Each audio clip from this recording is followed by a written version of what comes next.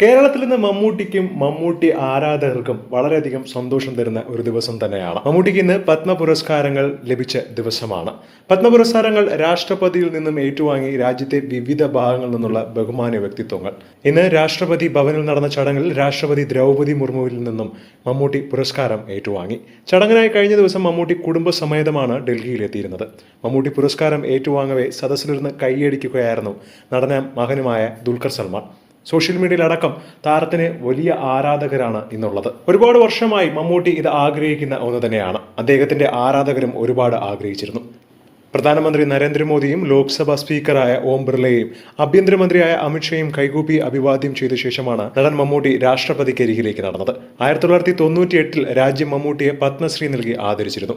പത്മഭൂഷന്റെ തിളക്കത്തിലെത്തുന്നത് 28 വർഷത്തിനു ശേഷമാണ്. മികച്ച നടനുള്ള 7 പുരസ്കാരങ്ങൾ ഉൾപ്പെടെ 10 അവാർഡുകളാണ് അദ്ദേഹം നേടിയത്. മികച്ച നടനുള്ള ദേശീയ പുരസ്കാരം 3 തവണയും അദ്ദേഹം നേടിയിട്ടുണ്ട്. ഇന്ന് സോഷ്യൽ മീഡിയയിൽ ഒട്ടനവധി ആരാധകരും സിനിമാ താരങ്ങളും അടക്കമാണ് മമ്മൂട്ടിക്ക് ആശംസകൾ നേർന്നുകൊണ്ട് രംഗത്ത് വരുന്നത്. 75-ാം വയസ്സിൽ അദ്ദേഹം പത്മഭൂഷൺ ഏറ്റുവാങ്ങുന്നത് ഇത് ആദ്യമായിട്ടാണ്. അതുകൊണ്ട് തന്നെ സോഷ്യൽ മീഡിയയിൽ അടക്കം ഒരുപാട് ആരാധകരാണ് ഇത് ആഘോഷമാക്കി മാറ്റുന്നത്. എന്താണ് ഇതിനെക്കുറിച്ചുള്ള നിങ്ങളുടെ അഭിപ്രായം എന്ന് താഴെ മറക്കാതെ കമന്റ് ചെയ്യുക. ഒപ്പം ഈ വീഡിയോ മറക്കാതെ ലൈക്ക് ചെയ്ത് സബ്സ്ക്രൈബ് ചെയ്യുക.